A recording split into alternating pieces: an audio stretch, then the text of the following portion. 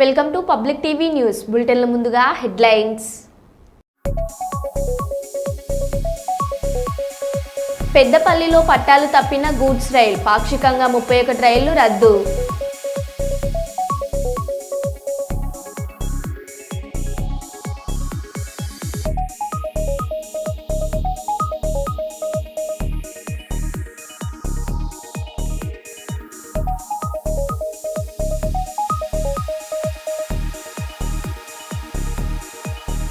Social media warriors మీద అక్రమ కేసులు మానుకోవాలి ఒమ్మి రఘురామ్.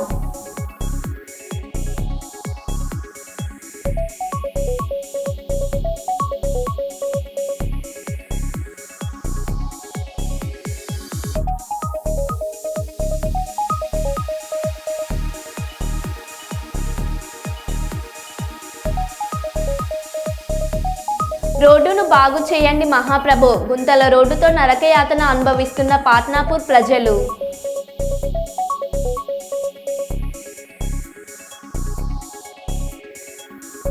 మహిళా ప్రయాణికురాలి బ్యాగ్లో నుండి బంగారం కొట్టేస్తూ అడ్డంగా దొరికిన ఆర్టీసీ డ్రైవర్.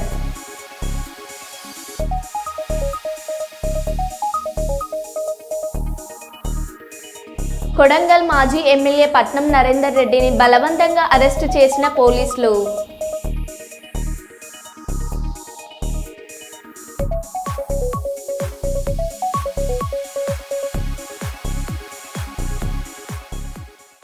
ఇక వివరాల్లోకి వెళ్తే, వికారాబాద్ జిల్లాలో జిల్లా కలెక్టర్ మరియు సిబ్బందిపై జరిగిన దాడికి నిరసనగా హన్మకొండ జిల్లా కలెక్టరేట్లో లంచ్ డిమాండ్ స్టేషన్ నిర్వహించడం జరిగింది. ఈ కార్యక్రమంలో హన్మకొండ జిల్లా ఉద్యోగుల జేఏసీ ఆధ్వర్యంలో నిరసన కార్యక్రమం నల్ల బ్యాడ్జీలు ధరించి నిర్వహించారు. ఈ నిరసన కార్యక్రమంలో కలెక్టరేట్లోని అధికారులు సిబ్బంది పాల్గొన్నారు.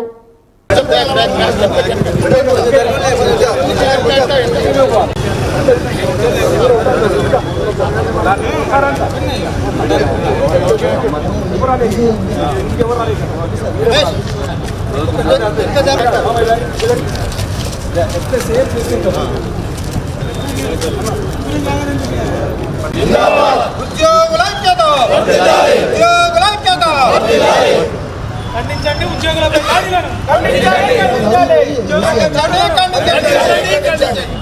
దాడులను, ఇంతమంది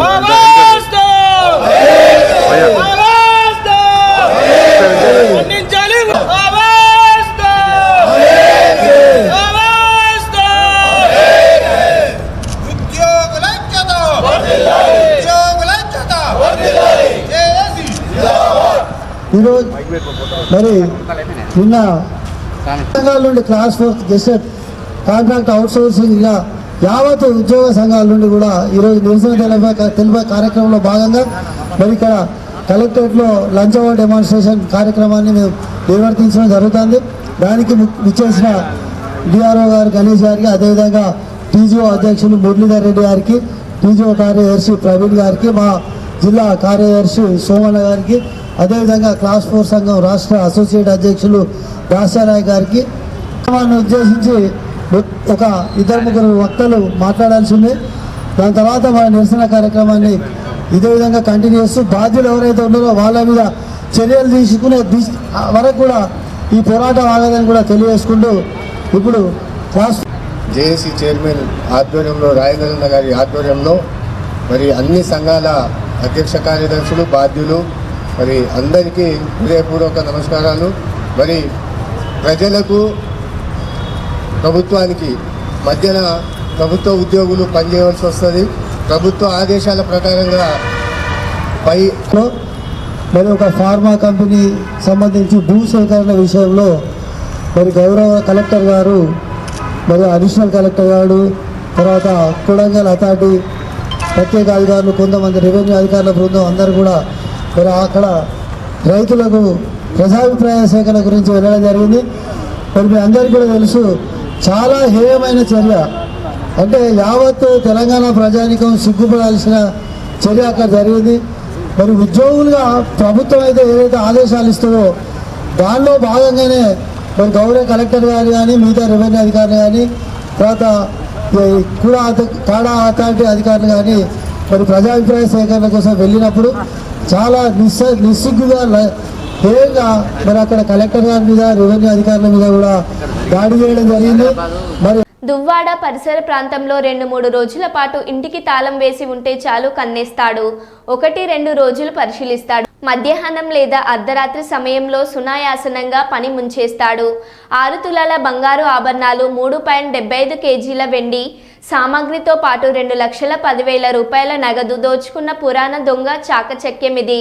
మధ్యప్రదేశ్ రాష్ట్రానికి చెందిన తార్ గ్యాంగ్ను ఈ నెల 12వ తేదీన కుర్మానపాలెం మెయిన్ రోడ్లో అదుపులోకి తీసుకున్నారు. దీనికి సంబంధించిన వివరాలను గాజువాక పోలీస్ స్టేషన్ కాన్ఫరెన్స్ హాల్లో మీడియా సమావేశం నిర్వహించారు.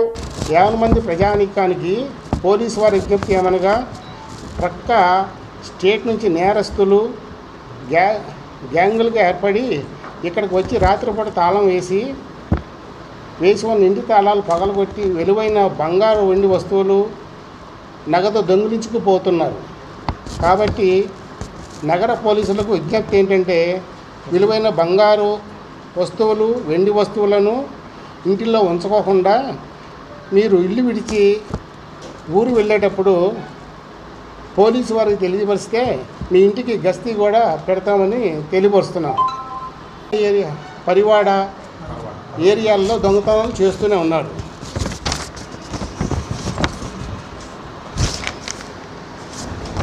దాని మీద పరవాడ, గాజువాక ఏరియాల్లో 6 కేసులు ఉన్నాయి. గాజువాకలో 3 కేసులు, అలాగే పరవాడలో ఒక 3 కేసులు కట్టారు. దువ్వాడలో దీంట్లో 2 మొత్తం. దాని మీద ఇద్దరిని, ఒకరిని A2ని అరెస్ట్ చేశాం. దాని మీద మిగతా ముద్దాల గురించి అతను A2 అనే అతను సహదర్ తండ్రి మాన్సింగ్, వయసు 20 సంవత్సరాలు ఉన్నాయి.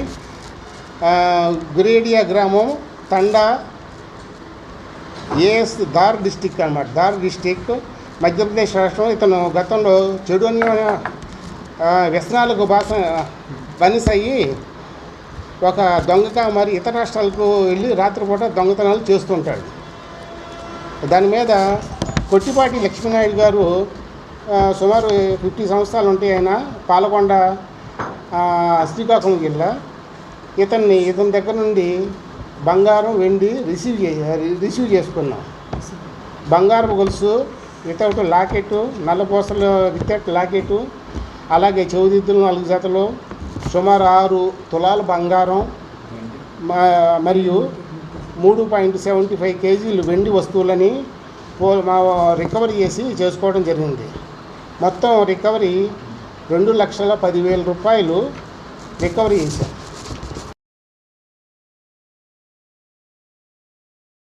లో 2/11/2024 ఉదయం మాకు ఒక ఫిర్యాదు రావడం జరిగింది.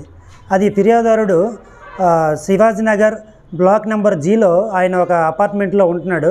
అయితే ఆయన వినోద్ బాబు అని చెప్పేసి స్టీల్ ప్లాంట్లో ఒక కేబుల్ వర్కర్గా పనిచేస్తుంటాడు.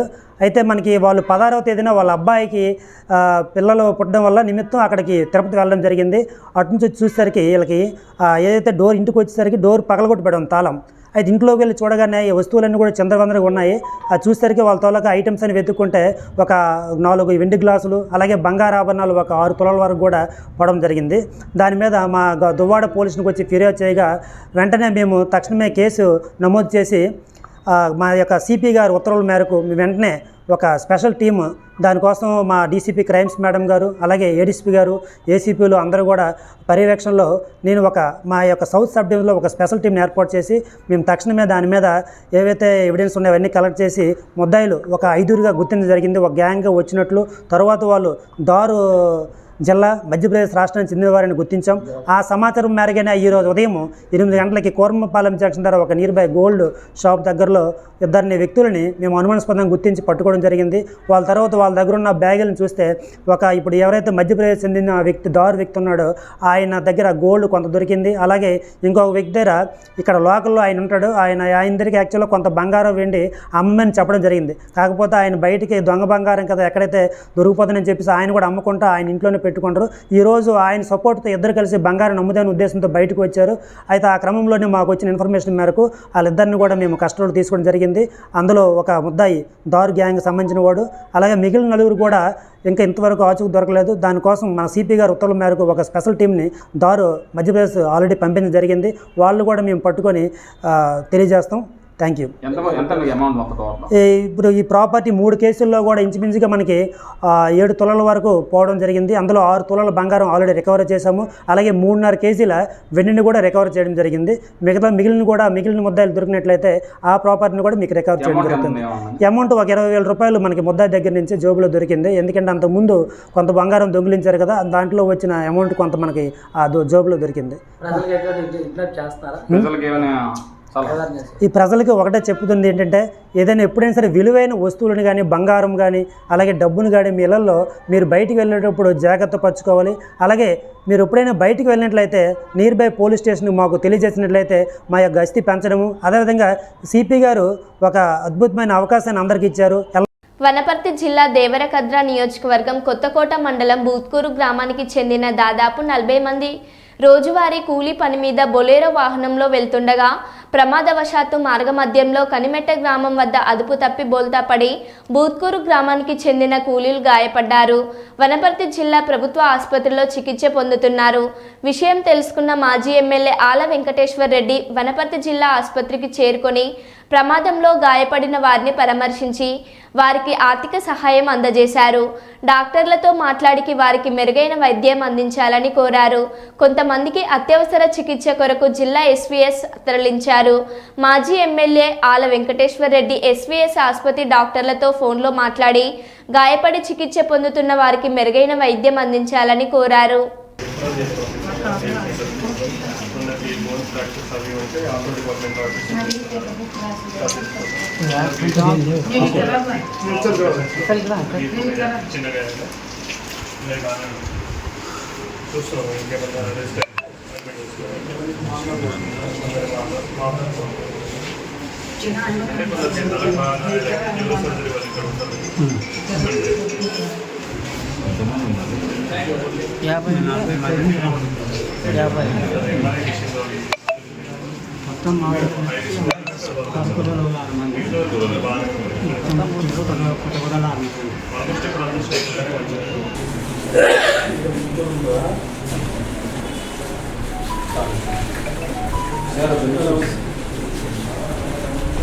సార్ ఏం పరిస్థితి చాలా మంది ఎవరు లేదు. కొందరికి ఐరిస్ పనిచేయండి, కొందరి రిఫర్ చేస్తాం, కొందరికి బోన్ ఫ్రాక్చర్స్ అవి ఉంటే ఆల్రెడీ డిపార్ట్మెంట్ ఆఫీస్ చేస్తున్నారు. వేమ్లవాడలో నాయి బ్రాహ్మణుల నిరసన ర్యాలీకి మద్దతు ప్రకటించిన తెలంగాణ మాజీ మంత్రులు తన్నీరు హరీష్ రావు, గంగుల కమలాకర్ కార్పొరేట్ సెక్షన్లో వ్యతిరేకంగా వేమ్లవాడ పట్టణంలో గత 2 రోజులుగా తెలంగాణ నాయని బ్రాహ్మణ ఐక్యవేదిక ఆధ్వర్యంలో పట్టణంలోని నాయని బ్రాహ్మణులు తమ సెలూన్ షాపులు బంద్ పెట్టుకొని నిరసనను తెలియజేస్తున్నారు. ఈరోజు వేమ్లవాడలో కోరుట్ల బస్టాండ్ నుండి బద్దిపోచమ్మ ఆలయం మీదుగా వేమ్లవాడ రాజరాజేశ్వర స్వామి ఆలయం ముందు నుండి తిప్పాపూర్ బస్టాండ్ వరకు భారీ ర్యాలీ నిర్వహించి ఎంఆర్ఓకు మున్సిపాలిటీ కమిషనర్కు వినతి పత్రాలు అందజేసినారు. కార్పొరేటర్ సెలూన్లకు పర్మిషన్ ఇవ్వద్దని, వారికి అనుమతులు ఇచ్చి మా పొట్టగొట్టొద్దని వేడుకోవడం జరిగింది. ఈ నిరసన కార్యక్రమానికి రాష్ట్ర మాజీ మంత్రి వర్యులు తన్నీరు హరీష్ రావు, కరీంనగర్ ఎమ్మెల్యే గంగుల కమలాకర్, తెలంగాణ నాయని బ్రాహ్మణ ఐక్యవేదిక రాష్ట్ర వర్కింగ్ ప్రెసిడెంట్ గుంజపడుగు హరిప్రసాదులు పాల్గొని తమ సంఘీభావాన్ని తెలియజేసినారు.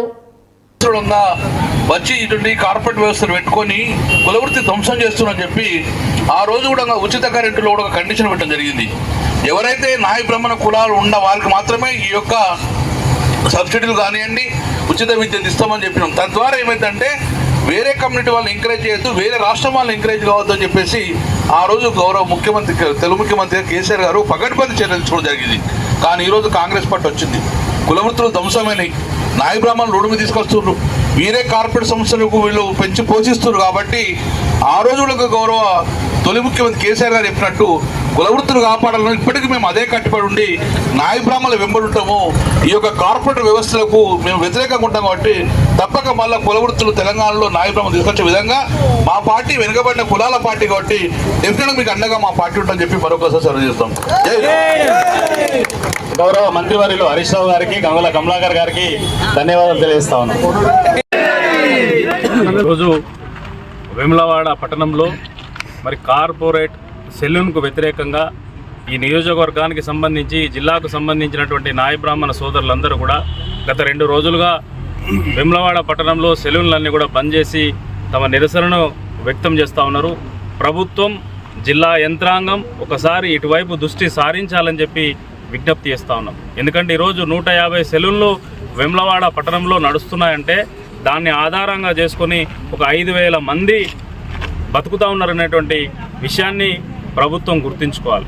ఈరోజు కార్పొరేట్ వ్యవస్థ ఈ సెలూన్ల దాంట్లోకి చొరబడి మా ఒక పొట్టలు కొట్టేటువంటి ప్రయత్నం కార్పొరేట్ సెలూన్లు చేస్తూ ఉన్నారు. ఈరోజు వాళ్ళు చేసే వాళ్ళ లెవెల్ కూడా నాయ బ్రాహ్మణ కులంతో కానీ నాయ బ్రాహ్మణ వృత్తితో కానీ సంబంధం లేనటువంటి వాళ్ళకు అనేక వృత్తులు ఉన్నాయి.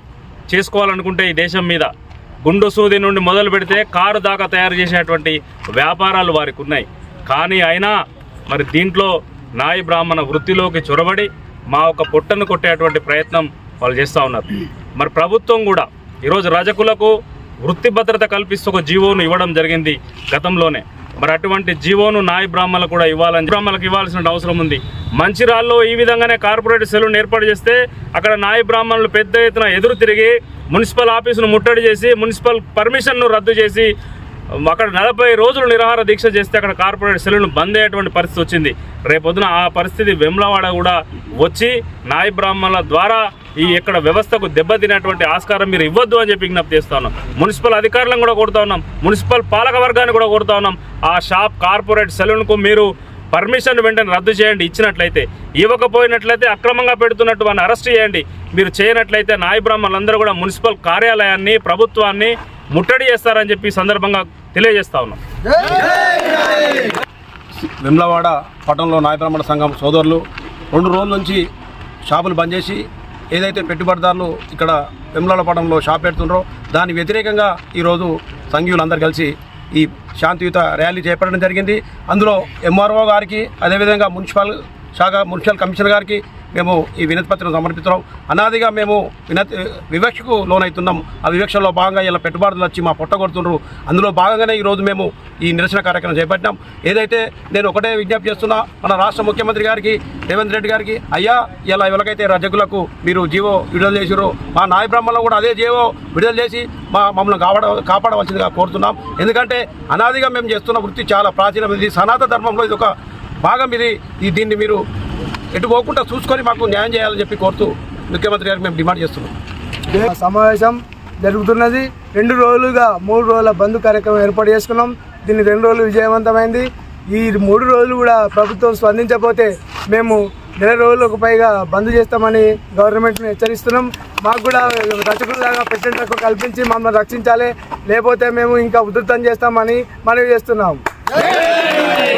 కాకినాడ జిల్లా జగ్గంపేటకు చెందిన కొత్త కొండబాబుకు రాష్ట్ర ఆర్యవైశ్య కార్పొరేషన్ డైరెక్టర్గా నియమించినందుకు ఎమ్మెల్యే జ్యోతుల నెహ్రూకు కృతజ్ఞతలు తెలియజేసేందుకు జగ్గంపేట ఆర్యవైశ్య సంఘం ఆధ్వర్యంలో భారీగా కార్లలో బయలుదేరి ఇర్రిపాక వెళ్లారు. ముందుగా జగ్గంపేట ఆర్యవైశ్య కళ్యాణ మండపం వద్ద గాంధీజీ, పొట్టి శ్రీరాములు విగ్రహాలకు నివాళులర్పించి అనంతరం జగ్గంపేట మండలం ఇర్రిపాక వెంకటేశ్వర స్వామి, మల్లికార్జున స్వామి ఆలయాల్లో ప్రత్యేక పూజలు నిర్వహించి TTD board member MLA Jyothula నెహ్రూను కలిసి ఘనంగా సత్కరించి వెంకటేశ్వర స్వామి చిత్రపటాన్ని బహుకరించి కృతజ్ఞతలు తెలియజేశారు. అనంతరం ఈ నెల 17వ తేదీన జరిగే ఆర్యవైశ్య మన సామారాధనకు ఆహ్వానం పలికారు.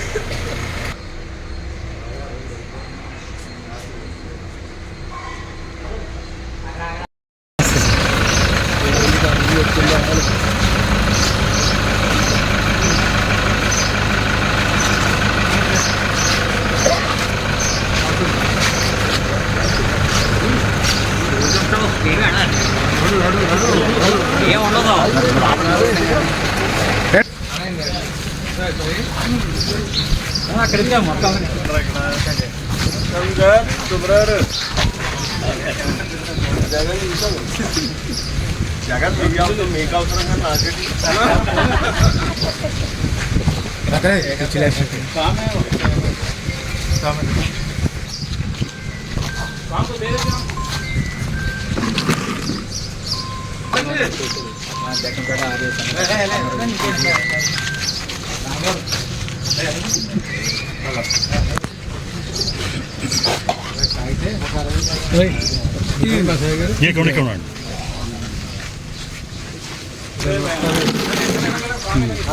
నెల నుంచి సరిపోతుంది ఈసారి చేసి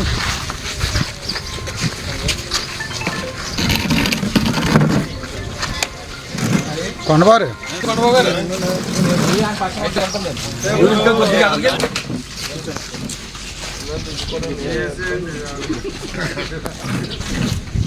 జ్యోతుల నాయకత్వం జై వాసి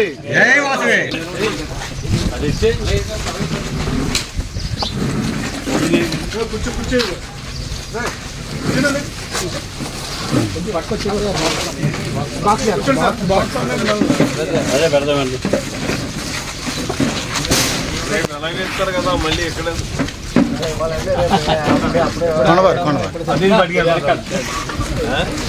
ఈసారి